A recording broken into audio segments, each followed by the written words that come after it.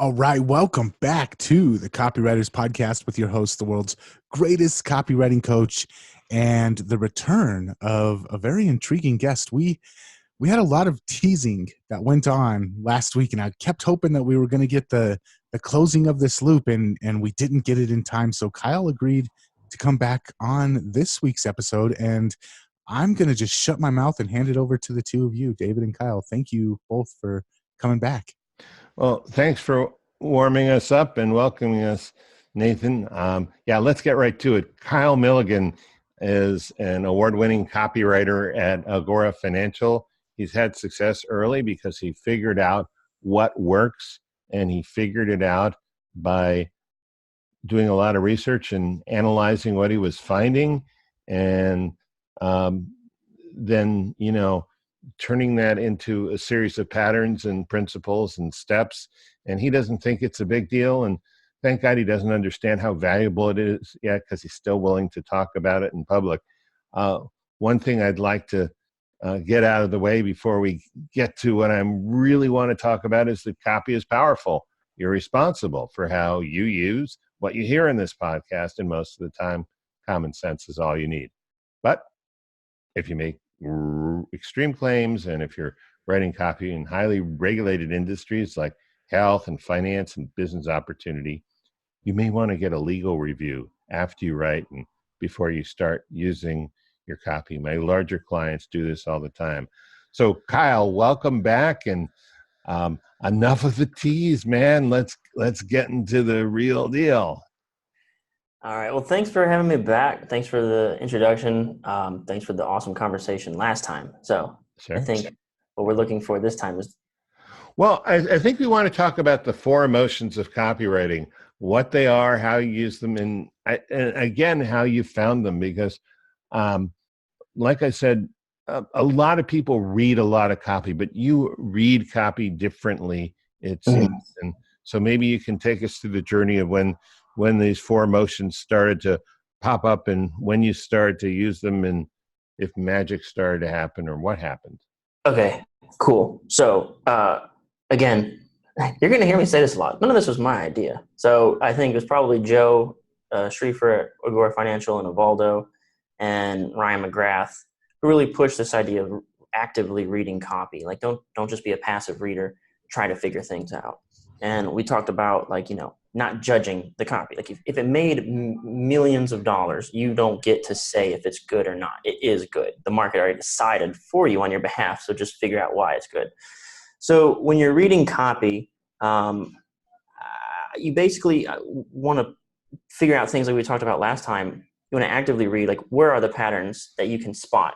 And the patterns can exist intra copy, like inside one promo. For instance, you'll see the big promise on page 1, then it'll appear on page 2, and then it'll appear on page 3, and then they'll give like some examples or proof, and you'll see it again there on page 5 at the end of all those examples. But you see, like, wow, he keeps this one number. I think that's another important pattern, is he doesn't change the number. He doesn't change the promise. It's the same promise every single time he says, oh, by the way, it can get you this, which brings me to another mistake I see like beginner guys make. Like, hey, remember I told you you get $1 million? Well, it'll also get you a higher vertical, or 10 times your bench press. And it's like, what? I didn't start reading for that. And beginners think that more is more, but it's not. Less is more. And that's something we talked about last time. But so again, it comes all back to that thing. Like, simplicity is key. Less is more. The hardest thing copywriters can do is the least amount of work. So I'm left with this pile of promos. I don't know how to do copy, and I just kind of start reading. And this is how the big 4 emotions started to develop. I started a YouTube channel. Feel free to give a shout out to what the YouTube channel is and how people find it and what it's about. Yeah, it's just Kyle Milligan Copywriter. And I think I want to rebrand that as like the Copy Squad, or do a YouTube brand thing, but they're going to delete all my comments if I do that, which is annoying. So I haven't yet. But yeah, so it's Kyle Milligan Copywriter. And the whole point of the YouTube channel, twofold, because I get this question too. Why are you doing this? So when I first started it, the answer was I don't really have a reason. These were kind of like my reasons were, 1, I read a book called Never Eat Alone by Keith Ferrazzi. And he said, build your network before you need a network. And I had 0 network. Like, in the copywriting world, I didn't know anybody. I still don't know anybody. I still don't know all the big names. People sit around and talk about so-and-so wrote this or that. And I might recognize the headline, but I never know the names. I'm terrible at networking. I know this. This is a fact. So I said, okay, I'll do YouTube.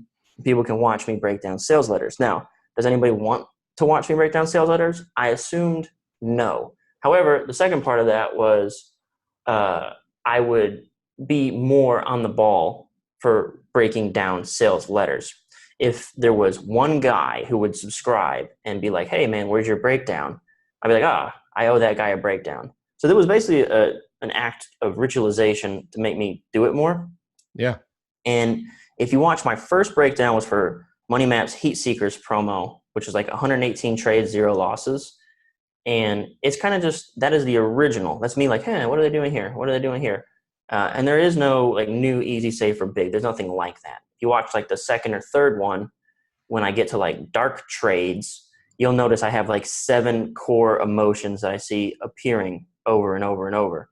It's like the sentence is either going to say one of, like you go through the whole promo and each consecutive sentence is going to say one of 7 ideas, either that it's a new thing or that it's super easy to do. All you do, like, and you can tie specific phrases to these core ideas. Like, all you need to do is, bleh. That's the easy thing to do. Like, it couldn't be simpler.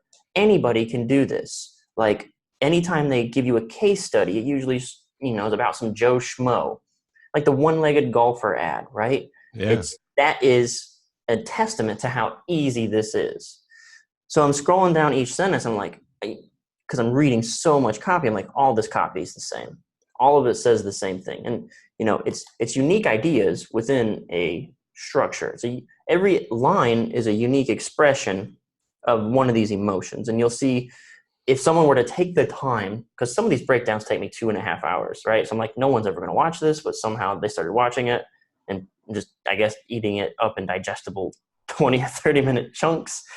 So as the videos progress, you'll see me whittle down how many emotions I think they're doing. And I break them down into what has become the big 4 emotions. And technically there does become 8, but that's because the other 4 are what I call alter egos, and they work as amplifiers for the core 4. So it still comes down to those same 4, just expressed in a different way. Okay. So I guess dive into that now, you think? Yeah, Right. definitely. Please. All right. Finally. So the big 4 emotions are new, easy, safe, and big. And there's a guy, Ken Mello, I think. Yeah. I was sitting at the kitchen counter in Agora Financial, and I had this thing, these 4 emotions. And I said, hey man, I need help. I said, I've got this new, safe, easy, big thing, but I got no way to remember it. Like, no one's ever going to remember this. And I think it was his idea to switch the S and the E and make it Nesby. And he said, that's easier to remember. Nesby. I was like, yeah. Okay. I was like, okay. See, again, I didn't come up with that. I really don't when I have a problem or a thing, I kind of just complain loudly until someone figures it out for me. And then I go, take their money. I credit that to my friend Manny Medrano. I was in a Slack channel with Manny, $1 Billion Braddock, and Tyler Reyes and Ben Ogren. And I was like, so I'm writing this book. And I had one of those classic headline titles, the Copywriter's Guide, the $7.1 million blueprint to better copy. And I was like, I don't know if I want to do that. I want to do something, I don't know. Because I was a big Frank Kern fanboy, and he wrote this book called Convert 2.0. And I was like, hey, that's just so much simpler.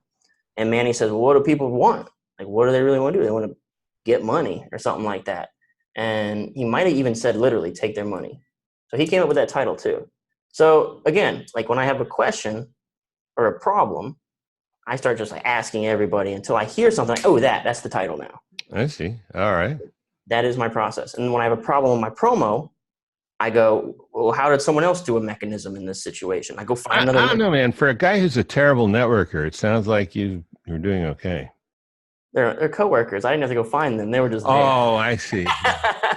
All right. Well, that's different. So, yeah, let's talk about new, easy, safe, and big, because it sounds pretty simple, but I think it's very powerful. And, each one of those words is 4 letters or less. They're very simple words, but if you have the right structure and you can keep every sentence focused on one of those 4 emotions, your chances of succeeding are greatly enhanced. You're going to make a lot more money with the sales letter. Is that Yeah. right? Yeah. So it comes back to that idea where we said less is more. Like the hardest thing for copywriters to do is the least. Dude, if you need a guideline for what to strip away and what not to strip away, if it doesn't check one of the boxes of new, easy, safe, and big, and then it doesn't appeal to a sales emotion, it doesn't sell the product. If I explain to you, what an stochastic stock marketing indicator is and how it works, does that sound easy? Does that No. sound safe? It doesn't even sound new. We know that's been around. That they'll probably introduce it like that's the wrong way to sell. The stochastic indicator has been around since 1987. It uses a series of algorithms and blah blah blah. Like none of that sounds sexy. It doesn't sound new. It doesn't sound easy. It doesn't sound safe, and it doesn't sound big. It could maybe at the end of that presentation. So I'll give you a little bit more in depth and tell you about the alter egos too. So essentially, we're looking at 4 guttural emotions, and they are summed up in very easy to grasp words like new, easy, safe, and big. So here's how it goes. So new's guttural emotion is based on attention and hope. So essentially, when you see something new, it triggers your dopamine. It opens up your brain. It increases memory when there's something completely new and novel. There's an experiment called the oddball experiment by this German guy, Duzel, and I can't remember the other guy. And essentially what they did is they showed someone a bunch of images, outdoor, indoor scenes, and basically then they measured their brain response as they showed them those cards or whatever, images. Mm-hmm. Then some time later, I can't remember when, they showed them those again. But then they showed them an oddball image, a new novel image that didn't mesh with outdoor scenery. It could be a red ball, like it could be something completely different. And it spikes this thing called like the NASVT section of your brain or something like that, and opens these dopamine pathways. Dopamine is not a reward thing because once we get to a goal, we're no longer satisfied. Dopamine is about the pursuit of the reward. It's a motivation drug or a motivation chemical. People think it's a reward chemical. Because once you get there, you're unhappy again. So dopamine drives you to pursue rewards. So it opens that, and basically that same thing, okay, pushes you to explore. Okay, so when you think about it like that, it pushes you to explore. So when you see novelty, you have this new trigger to explore more and learn and discover what rewards could this hold. Okay, so link that to copywriting and emotions. So when you see something new, sometimes it stops you in your tracks. It's basically like this solution potentially to like one of your problems. Mm-hmm. A lot of times people have experienced a failure in solving one of their problems. If you've tried Rogaine and your hair didn't grow back, right? And then you're scrolling and you see this thing that says, scrub your hair back into existence, right? Something like that. That's like, what is that? I've never heard of scrubbing my hair into existence, So it solves like an old problem in a new way. So the idea is that, okay, well, I'm interested in exploring more to see if this is the same as something I've seen before or if it's BS or not. But the idea is new triggers hope because I haven't tried this before and I have this long-standing problem. So the point is, if your copy isn't new, if it doesn't present a new idea, then your brain is always looking for a way to cash out. Like its primary focus or objective is to do less work. It seems like new, but like with the example you gave and most of the examples I'm familiar with, it's a new way to solve an existing problem that somebody has already tried before. It's not new in the sense of the movie Avatar where all the people have blue skin, right? It's new within this narrow framework of something the person's already interested in and a new way to approach doing that or getting that. Would that be right? It still has to be useful. It still has to be useful to your audience. You still got to know your customer, but it does have to present them with a new idea. And a lot of times you can grab their attention with something new and unique. But if it's disjointed from what you're going to offer the copy, you lose them. But that initial grasp at their attention and hope, it's more powerful if it's useful, Okay. So That's the point of new, yeah, is to inspire hope that this is the thing that I've been waiting for. It's at the top of the list very specifically. Safe used to be number 2, because I do kind of think safe is the number 2 most important emotion, but for the sake of the mnemonic device, it's gotten switched with easy. So that's new. Easy. Easy is really about that same thing I was saying, that if it sounds like work, I don't want to do it. Everyone is busy. Even like couch potato stoners are busy. Like they can't be bothered to get off the couch, you know? Right. So it's nobody wants to acquire more hassle. So in the copy, you need to remind them, almost like you need to beat them over the face with how easy and how effortless this will be. It will not be a drain on your resources, will not be a drain on your time, anything like that. Like it's push button as it gets. Like I do all the heavy lifting for you. You simply make a decision to invest or not. Like that's kind of the presentation of it. So that's easy. So Safe. is there an alter ego emotion or a guttural emotion that goes with easy? Yeah. So what I think I'll do is we'll zip through the first 4. I spent a lot of time on new because new is so important. I'll come back to one other thing. Ryan McGrath taught me this. New and different. This is for new. New and different is always better than better. So we go back to that oddball experiment where they showed you a novel thing. If I showed you outdoor images, I have to show you something with absolute novelty to trigger the same response. Meaning outdoor trees, I have to show you a red ball. If I show you these kinds of outdoor trees, and then I show you those kinds of outdoor trees, no difference. It's relative novelty. Okay? You have to do something new and different. So Ryan, I don't know if he got this from someone else, but I heard it from him. New and different is better than better. Okay? Has to be different. Has to be uniquely absolute novelty. Well, Not just Ryan's like another version of Evaldo. When Ryan says something, I listen to it. Oh yeah. I try to. I write it down. Yeah. So that's really important. I want to state that for folks who think like, oh, well, this is like a plunger, but better. No. It's not like anything. You've never seen this before. It's unique. Okay. That's got to be in your brain. Okay. So easy. And then we'll come back and do the alter egos. I'm pushing through this. So safe. Safe is a one that does carry a lot of weight, because basically safe is really difficult. It's about that feeling of security. It's not like wearing a bicycle helmet and knee pads. It's about feeling that I am in good hands, that this is it offers some sort of like credible and predictable results, which lends into the alter ego I'll get into in just a second. But essentially, like when Peyton Manning appears on an ad, he's letting you know, I endorse this. Like if I endorse it, then you can count on it. And that's what the safety emotion is. So whenever you're labeling, when you're doing case studies, when you're doing testimonials, when you're showing, CNBC said that this stock is poised to shoot to the moon. Well, if CNBC said so, then it's not just this one guy. And Peyton Manning is interesting because maybe he's not Tom Brady, but there's a sense of consistency and solidity about Peyton Manning. Not that I'm trying to promote Peyton Manning. I just want to comment on your example. Mm-hmm. So yeah, that seems very safe. I get what you're saying. So that's just safety by proximity, right? Just put your thing next to a safe thing and that becomes safe. So then the last one is big.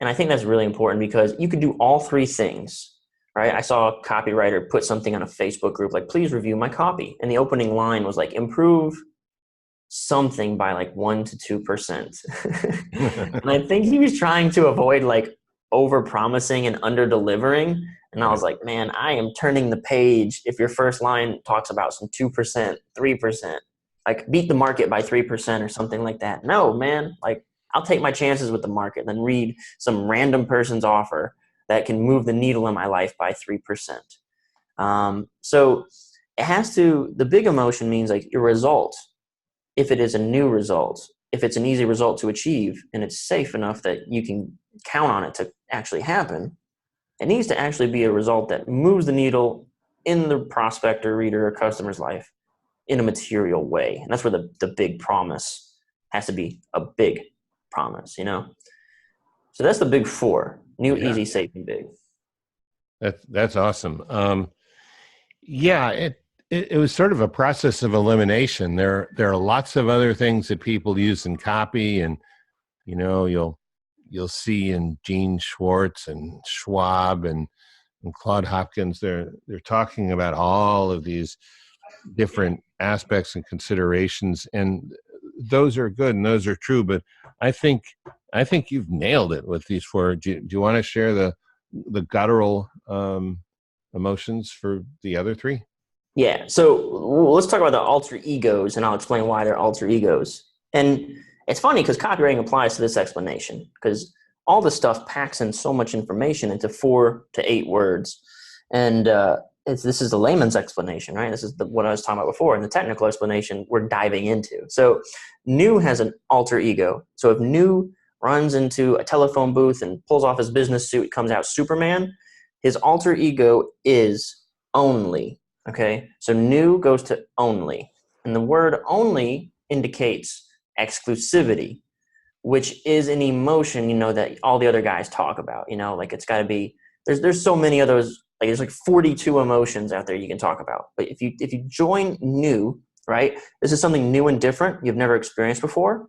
Couple that with this idea of only, which is exclusivity. And the term only means, I'm Kyle Milligan. I can teach you the big 4 emotions. I'm the only person in the world who's talking about this and explaining it as a sales language. Well, now, not only do I have something new and different, I'm backing it up with the fact that I'm the only person talking about it. I'm the only person with the solution. So it doubles down on this effect that this is, in fact, new and different. This, in fact, could be that thing you've been looking for because you can't find it elsewhere. It limits further the ability to commoditize in the reader's mind what it is you're offering. It's great. So New, only. Those guys are buddies. Okay. Next in the line is Easy. And Easy's alter ego is anybody. So you can establish that something's super easy to do. Like just plug and play, right? Just push the button, et cetera, et cetera.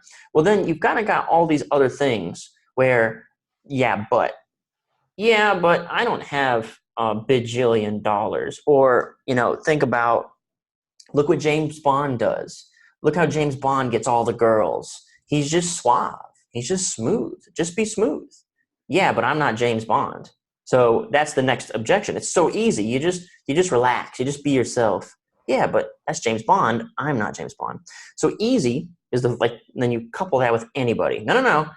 I know a one-legged golfer who did that, right? So when you say, I got this golf swing, will take off 10 jillion strokes off your game. And you say, yeah, but that guy was able to, afford like a $900 club, I bet, with like a jetpack attached to the bottom. No. Anybody can afford this. It's only a $50 club, actually. And again, that guy only had one leg, and he was blind in his left eye, and he got a hole-in-one like every time. So the more barriers you can strip away, and you can use what's called not statements. I learned this from Joe Schriefer in Copy Camp. You can use not statements. So in one of our promos we opened with, I have this pre-IPO prospectus. This is a hottest IPO promo we wrote in February 2018. Yeah. So this was like, I have this pre-IPO prospectus. It'll help you capitalize or invest in this private company that's growing faster than anything I've ever seen before. And you do not have to be an accredited investor. You do not need insider connections, and you do not need $1 million. Those are not statements. So every time you drop a not statement, it should eliminate the barrier or the objection that, well, that's you. You can do that. I can't. So the easy's buddy. Yeah, it's so easy, and anybody can do it. That couples down. All right. So you've enhanced that. Mm-hmm. The next element will be safety. We talked about basically credibility and feeling secure in your decision that this is a smart move. So the next item of that is predictability. So if Easy says, well, that's not me, you can do it because you're a stud. I can't because I'm just a normal Joe. Well, Easy has anybody. So safe. It's safe. Whenever those things come up, yeah, but it's that was then. This is now. It's the same feeling. It's the same emotion. Yeah, but that was a one-off. No. Safe's alter ego is predictability. You establish a pattern for success. So when you see these system promos for stock traders, it's like, look what happened last January. We pushed the button, the stock went into the zone, we pushed the button, we got rich. Okay, cool. What happened next week? Stock went in the zone, we pushed the button, we got rich. Don't believe me? Ted, who had $4 to his name, took his last $4, invested it in the stock when it went in the zone. He pushed the button and went to the moon. He got rich. He went from $4 to $10 billion. So we just incorporated easy, safe, and big, right? So it's all in that one sentence. You hit all those emotions, I become sexy. Yeah. So the predictable aspect of it is setting a pattern. The common objection I get to predictable, like, whoa. What if I'm predicting something in the future? Well, all you have to do is establish the pattern. So essentially, if you're going to say 5G is the future or something like that, like let's pick any prediction. Like, how do I establish a pattern for something that hasn't happened yet? Well, it's simple. You establish a analogous pattern beside it. Like iPhones replaced the mobile phones, cars replaced horse and buggy, and now 5G is replacing Wi-Fi. So what you do is, and someone asked this question, I asked Facebook, like, what should I talk about on David Garfinkel's podcast? How do you get the reader to come to their own conclusion was one of the questions. Mm-hmm. You first establish the pattern, okay, so that they see it at least twice. Like, oh, when this happens, that happens. Oh, and over here, when that happened, that happened. So this is happening. So then all you say is, okay, so we saw in a 5G promo with Jeff Clark from Bonner and Partners. He says every time the network catches up to the technology, it explodes. So he gives you an example of the time the internet happened and then technology explodes or something like that. Like there were computers but no internet. There was no cables that could do it. So then that happened, boom, it blew up. And then he said, well, there was cell phones, but no like 4G or I don't know, I forget already. And then boom, he said, well, guess what just happened? The network just caught up to the technology. And the reader automatically, oh, so it's going to explode. So that's how you create predictability in a thing that's never happened before. So that's predictable. That's awesome. That was really great. I didn't come up with it. They did. I just saw it. Okay. So, yeah. So then the last one is big. Okay. So I love this. This is so easy to demonstrate. What's better than a cream that makes you look 15 years younger? What's better than a program that increases your bench press by 200%? What's better than a jumping regimen that boosts your vertical by 12 inches? A cream that will make your face look 15 years younger overnight. A workout program that'll increase your bench press by 200% in 1 week. A jumping regimen that'll increase your vertical in 3 steps. Or I probably should give it more of a timely thing. Increase your vertical in 48 hours, something like that. So essentially, big's alter ego. Like you want to have a big result, something that moves the needle in your life in a significant way and improves your situation, but you don't want to wait forever for it. You want it to happen immediately. So big's alter ego is going to be fastness, rapidity, if that's a word. Mm-hmm. And those are the big 4 and their alter egos. Wow. That we could have spent 10 hours on that because it's so good. So new, easy, safe, and big, and new's alter ego is only, easy's alter ego is anybody, safe's alter ego is predictability, and big's alter ego is fast or rapid. Yeah. Mm-hmm. Absolutely. I'm sort of dumbstruck. Nathan, would you talk for a while? I've got to work. Yeah, I'm just going to say all of this really appeals to 2 core emotions, I think, which is increasing the desirability and overcoming the objections. And that's really the point of really good sales copy is how do I make this more desirable to the person? I know they already kind of want it. How do I make it more desirable? And I know that they've got a bunch of things in the back of their head saying this isn't going to work for me. So how do I overcome that? And this new, easy, safe, and big kind of organizational way of looking at it strips down your copy to only addressing those 2 core things. And that's really what copy is supposed to do. So, I mean, I'm just having my mind blown over here left and right during this episode. Okay, good. Well, I've regained my ability to talk, so you can take care of your mind for a little while there, Nathan. So, wow, Kyle, this is awesome. You have a whole book about this, right? Called "Take Their Money," available on KyleTheWriter.com. Yep, correct. And I want to talk to Nathan's point. I think the 2 core emotions. I think that totally makes sense. It totally is the truth. Like you nailed it. I think that the hiccup is the gap becomes, and this is where I feel like everyone struggles, and they always ask that question. Like, I understand there's sales triggers, and I understand I have to do this, and I have to do that. How? That's always the big question. You show them the what or the why, and then you sell them the how. So this is the how. Like, now you want to think about how I can make this bigger, or how do I take this thing that I've got and now I frame it as something brand new? Like, how do I explain this in a way that makes it seem very easy? And then whenever you find yourself not abiding those 4 rules, you realize you're violating the 2 core emotions that you're talking about. You're going against them directly if you don't make it new, easy, safe, and big. And that becomes something you must eject from the copy. Yeah. And again, I want to point out that what you're talking about here is a different form of creativity. You probably wouldn't even call it creativity. You'd probably call it getting things in the right categories. But this is not a tax return. This is copywriting. You're having to, I'm saying that because he, in a former life, had a master's in accounting. Probably still has it. Probably doesn't. Well, But doesn't go away. made it go away, like Harry Potter.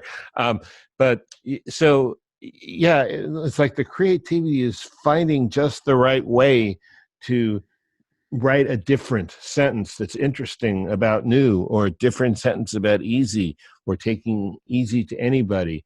It's not as glamorous, as I said in the previous show. It's not as sexy, and it's harder. But man, does it pay off, doesn't it? I would argue that it does. I would say yes.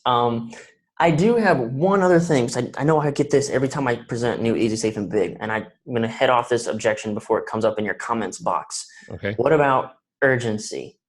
Always, always, always. Well, what about urgency? Isn't that an emotion? And I have an explanation for urgency. And I look to urgency as not a big 4 emotion, but it does have an alter ego.